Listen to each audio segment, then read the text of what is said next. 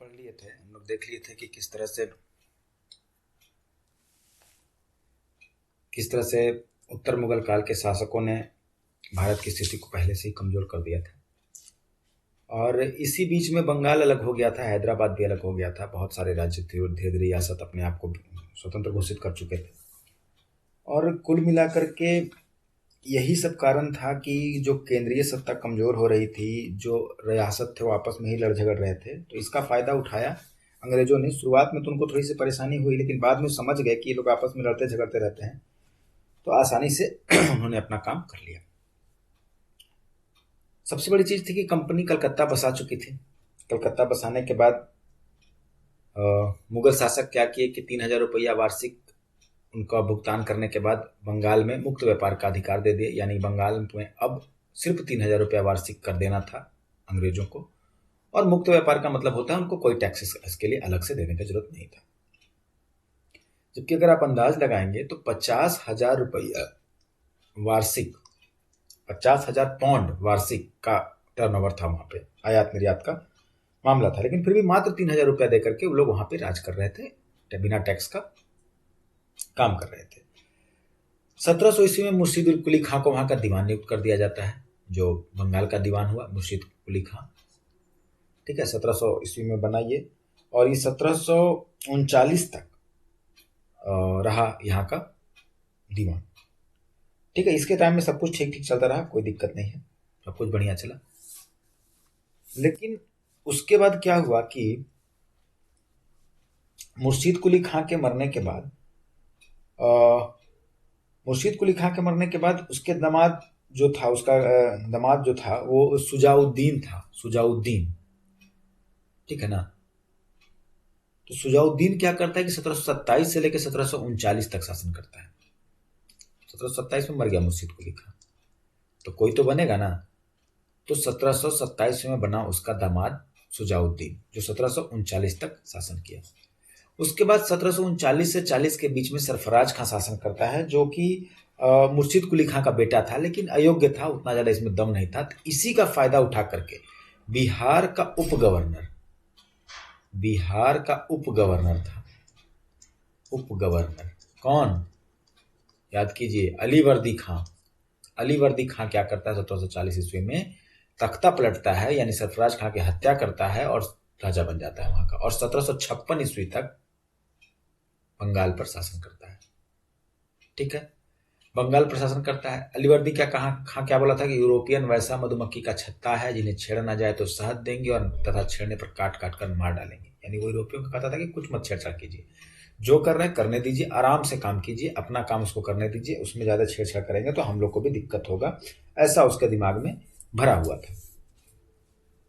अब अलीवर्दी खां भी कुछ दिन के बाद समाप्त हो जाता है, अलीवर्दी खां का भी समाज मर जाता है।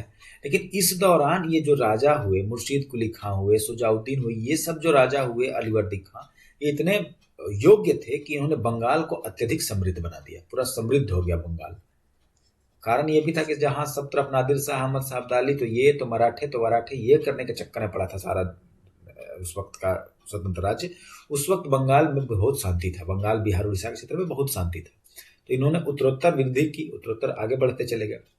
जहां शांति रहेगा वहां व्यवस्था ठीक ठाक रहेगी, और उस तरह से वो आगे बढ़ते चले गए। ज्यादा आगे बढ़े तो ये ध्यान गया अंग्रेजों का, ज्यादा ध्यान जाने लगा। वैसे भी अंग्रेज वहां फ्री में ही अपना विधि व्यवस्था कर रहे थे। लेकिन 1756 में अलीवर्दी खान मर जाता है। अलीवर्दी खां के मरने के बाद एक विवाद होता है वहां पे कि कौन बनेगा राजा। अलीवर्दी खां के मरने के बाद विवाद होने का कारण ये भी था कि अलीवर्दी खां का कोई बेटा नहीं था, 3 गो बेटियां थी। अब तीनों बेटी का से हो गया कि कौन से बेटी का राजा बनेगा। तो अंत में सब झगड़ा झंझट करके ये क्लियर हुआ कि छोटी बेटी का जो बेटा है वही नवाब बनेगा, और वो बना सिराज उद दौला। ठीक है, 1756 ईस्वी में राजा बन जाता है, बंगाल का शासक बन जाता है। सिराजुद्दौला को अंग्रेजों के साथ पटता नहीं है, उसको दिखाई देते रहता है कि किस तरह से अंग्रेज हमारा शोषण कर रहे हैं, या जो भी था उस वक्त कम उम्र का होने के कारण भी शायद हो सकता है कि वो कूटनीतिक प्रयास न करके सीधे सीधे एक बड़ा प्रयास कर दिया। ठीक है ना। लेकिन हुआ क्या था कि कलकत्ता शहर का किला बंदी कर रहा था अंग्रेज लोग, और वहां पे एक थे भगोड़ा था इसका, सिराजुद्दौला का, राजबल्लभ का बेटा। उसको वहां वो दे दिया शरण अंग्रेज लोग, और इसके चलते खिसिया गया और अंग्रेजों के साथ लड़ गया। अंग्रेजों के साथ लड़ने के बाद इसने क्या किया कि कासिम बाजार पर कब्जा कर लिया। अब 20 जून 1756 को कर लिया फोर्ट विलियम पर कब्जा। अब अंग्रेज का प्रभाव वाला ही क्षेत्र था। अब कब्जा ही सिर्फ नहीं किया, ये वो और कांड कर दिया। कांड क्या किया कि 14/18 का कमरा था, 14 फीट लंबा, 14/18 का मतलब कमरा का मतलब समझ सकते हैं कि एक 14 फीट जो उसका था चौड़ाई था और 18 फीट जो था लंबाई था। उसका जो उसने कमरा था उसमें 146 अंग्रेज को बंद कर दिया, एकदम से अंदर में काल कोठरी थी जैसा, और बंद करके रात भर छोड़ दिया। सब मर गया, 23 को मात्र बचा। और उसी घटना को कहा जाता है ब्लैक हॉल की घटना। ये घटना ब्लैक होल की घटना कहलाती है, जब 23 अंग्रेज जीवित मर के निकले थे। लेकिन कई इतिहासकार इस घटना को न मानते हैं, कहते हैं कि ना, ऐसा हो ही नहीं सकता, ऐसा कुछ नहीं किया था सिराजुद्दौला।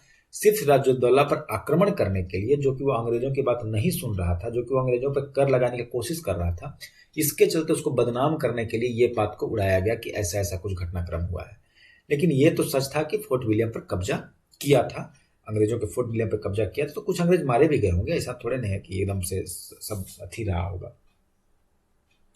इसका जानकारी जैसे ही मिला तो मद्रास से एडमिरल वाटसन और कर्नल क्लाइव दोनों बंगाल पहुंचे, ठीक है ना, और फिर से कलकत्ता पर अधिकार कर लिए। 1757 में कलकत्ता पर अधिकार कर लिए।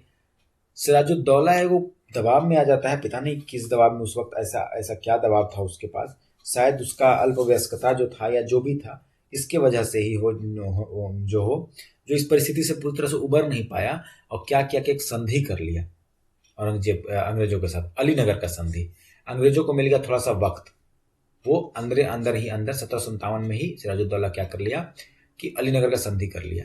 अंग्रेजों की तरफ से वाटसन और क्लाइव ही उसके सेनापति थे, जिन्होंने इस संधि का अथी भी कर लिया था। लेकिन कुछ दिन के बाद संधि के शर्त को तोड़ करके क्लाइव का किया कि चंद्रनगर पर अधिकार कर लिया, ठीक है ना। अब क्या करता है कि सबसे बड़ी बात यह है कि अगर आप संधि के, तो उसको मौका मिल गया अपना सत्ता बढ़ाने का। और इधर क्या किया कि सिराजुद्दौला शांत हो गया कि अब तो लोग कुछ करेगा नहीं, तो शांति से रहते हैं। तब तक उधर क्या किया कि क्लाइव जो था वो चंद्रनगर पर अधिकार कर लिया।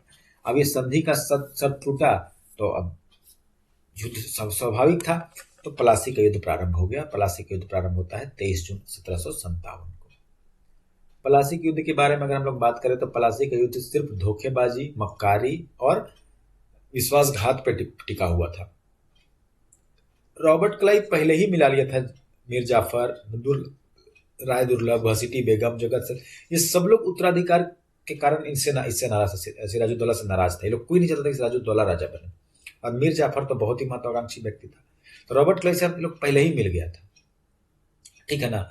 और जब युद्ध प्रारंभ हुआ तो ये लोग लड़ा ही नहीं, ये लोग ऐसे ही जाके हथियार डाल दिया, बोला कि अब आपको जो करना है कीजिए। जब ये बात पता चला सिराजुद्दौला को, तो वो भाग गया वहां से छोड़ करके बंगाल। लेकिन बाद में उसको मीर जाफर का बेटा जो था उस सिराजुद्दौला को मार देता है। सिराजुद्दौला का दो लोग सहयोग भी किया था, एक थे मीर मादान और दूसरे थे मोहनलाल। आएगा परीक्षा में, इनमें से किसने सिराजुद्दौला के युद्ध का प्लासी के युद्ध के दौरान सहयोग किया था, कौन सहयोग नहीं किया था, उसमें तो सबको याद रहता है। मीर जाफर, राय दुर्लभ, घसीटी बेगम, जगत सेठ, अमीर चंद, जो भी उसका उत्तराधिकारी युद्ध में विरोध किया था, वो लोग इस बार भी उसको धोखा दिया था। लेकिन जो सहयोग किया वो थे मीर मादान और मोहनलाल। मीर जाफर का हत्या कर देता है, सिराजुद्दौला का हत्या कर देता है मीर जाफर का बेटा, और मीर जाफर बन जाता है राजा 1757 ईस्वी में प्लासी युद्ध के बाद। लेकिन मीर जाफर कोई राजा वजह नहीं बनता है, मीर जाफर बनता है रबर स्टाम्प। क्या बनता है? रबर स्टैंप, रबर स्टैंप बनता है। इसका सिर्फ काम इतना सा रहता है कि अंग्रेज जो बोल रहा है उस काम को आगे बढ़ाना, उस काम को करना। लेकिन इसको कुछ दिन में लगने लगता है मीर जाफर को कि हम इसे बंधन में रह नहीं सकते हैं, तो थोड़ा मोड़ा भी इधर उधर किया ना, बस क्या किया कि अंग्रेज इसको उठाया और फेंक दिया, उठा के बोला क्या पास दस्त कर दो, इसको हटाओ यहाँ से, इसको रहने लायक नहीं है, ठीक है ना। कठपुतली होने के बाद भी, तो कठपुतली क्या होगा, जैसे पुराना होगा, खराब होगा, ढंग से नहीं नाचेगा, तो उसको हटा देता है, दूसरा खरीद लेता है। तो उसको हटा करके उसके दामाद को क्या कर दिया, मीर कासिम को राजा बना दिया। दामाद या बहनोई होगा, जो भी रहा हो, लेकिन मूल बात यह है कि मीर कासिम को राजा बना दिया। मीर कासिम बहुत ही चालाक आदमी था। वो क्या किया कि सबसे पहले अपना राजधानी मुंगेर स्थानांतरित कर दिया, बंगाल में रह ही नहीं दिया राजधानी अपना। बंगाल में उसका शासन था, बहुत सस्ता मजबूत था अंग्रेजों का। तो क्या किया कि सबसे पहले क्या किया कि वहां से उठाया और उठा करके स्थानांतरित कर दिया ये मुंगेर। अब वहां जाने के बाद क्या किया कि अंग्रेजों पर कुछ टैक्स लगा दिया। अंग्रेज जो फ्री में कर रहे थे यहाँ पे, जो वहां पे फ्री में क्या उसको कहते हैं, व्यापार कर रहे थे, और व्यापार कर रहे थे तो उसको क्या किया कि अथी कर दिया,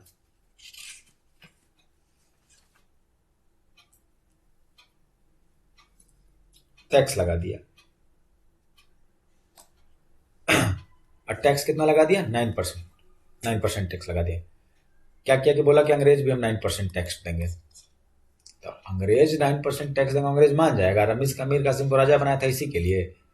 तो अंग्रेज खिसिया गया, बोला कि हम नहीं मानेंगे, तुम्हारा नहीं देंगे 9% टैक्स। तो मीर कासिम कहा कि तुम नहीं 9% टैक्स दोगे तो भारतीय व्यापारी भी मुक्त व्यापार करेंगे वहां, उसको भी टैक्स नहीं लगेगा।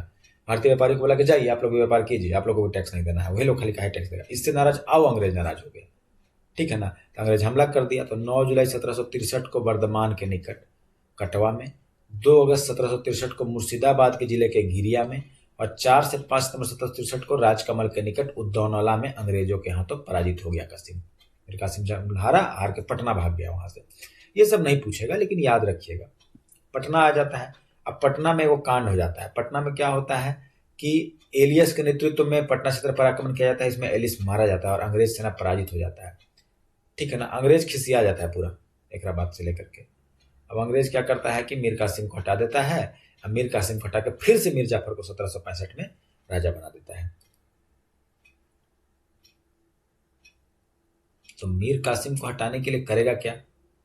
मीर कासिम क्या करता है कि पटना से पहुंचता है अवध के नवाब के यहाँ, सुजाउद्दौला के यहाँ। सुजाउद्दौला उस वक्त अवध में राजा था। बताएंगे आगे, अवध की जब पढ़ाएंगे तो अवध के बारे में उन्हें डिटेल से बताएंगे कैसे सुजाउद्दौला वहां राजा बना।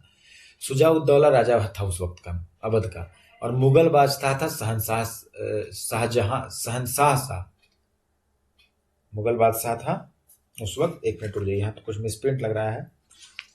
तो हम लोग उस वक्त पढ़ भी रहे थे, अभी थोड़ा देर पहले जब हम आप लोग को बता रहे थे तो उस वक्त बताए थे कि उस वक्त शासक जो था वो शाहजहां द्वितीय था, शाह आलम द्वितीय था, ठीक है ना।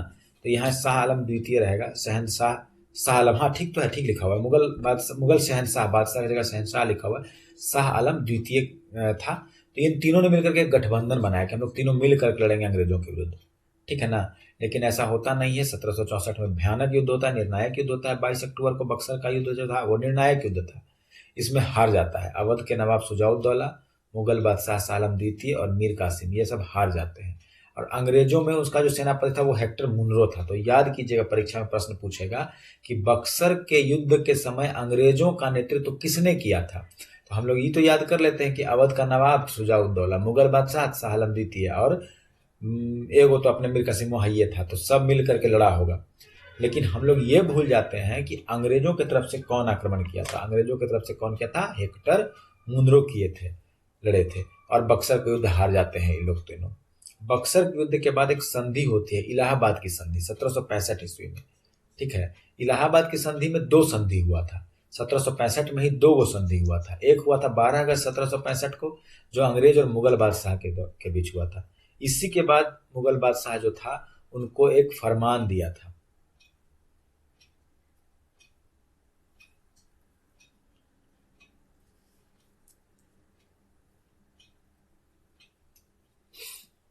ठीक है ना, जिसमें कि बिहार, बंगाल, उड़ीसा पूरी तरह से चला गया किसके हाथ में? अंग्रेजों के हाथ में। अवध का कुछ हिस्सा इलाहाबाद और कारा जो था वो मिला मुगल को। ये थोड़ा सा उसका फायदा हुआ। लेकिन 26 लाख इसका पेंशन तय हुआ, और तय होने के बाद बोला गया कि अब आप रहेंगे अंग्रेजों के संरक्षण में, अब आपको कोई चीज से मतलब नहीं रखना है, आपको हम लोग सिर्फ 26 लाख पेंशन देंगे, ठीक है। ये हो गया पहला फरमान। दूसरा हुआ जो संधि, उस संधि में 16 अगस्त को हुआ 1765 को, अंग्रेज और अवध के बीच में हुआ था।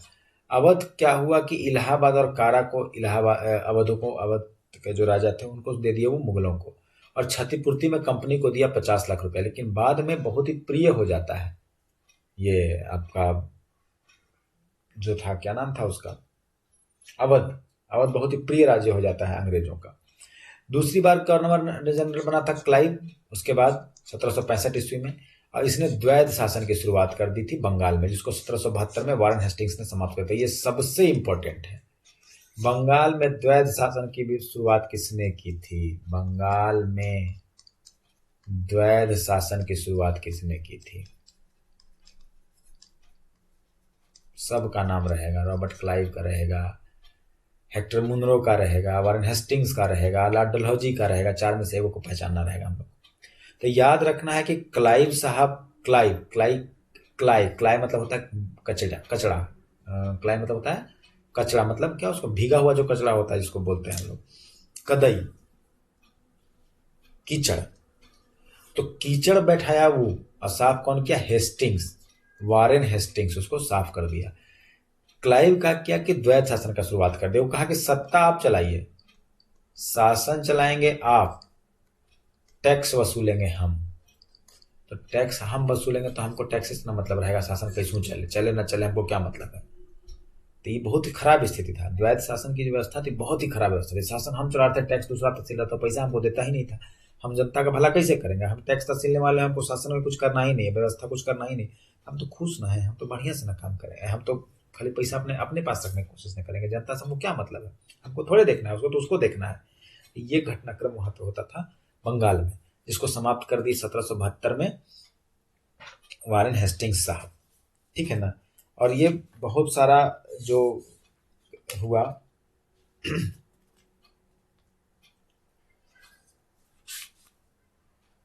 ये सब कुछ बंगाल के अंतर्गत हुआ। बंगाल में बहुत क्या उसको कह सकते हैं, स्थितियां बिगड़ी, स्थितियां सुधरी भी। उसके बाद लास्ट में अंग्रेजों के शासन ऐसा हाथ में पूरी तरह से चला गया था।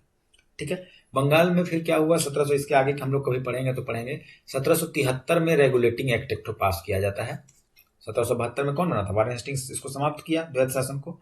1773 में रेगुलेटिंग एक्ट था। तो उसमें बंगाल का जो गवर्नर का पोस्ट था उसको गवर्नर जनरल का पोस्ट बना दिया गया। ये जो गवर्नर का पोस्ट था उस वक्त से वो बन गया गवर्नर जनरल बंगाल का 1773 ईस्वी में। ठीक है ना? और इस तरह 1773 में ही, अब देखिए 1772 में कौन था? वारेन हेस्टिंग बंगाल का गवर्नर। 1773 में गवर्नर को गवर्नर जनरल बना दिया। तो पहला गवर्नर जनरल कौन बना?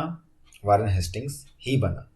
ठीक है। और इस समय ही बंगाल जो था वो अंग्रेजों के जो क्षेत्र थे उसका केंद्र में चला गया।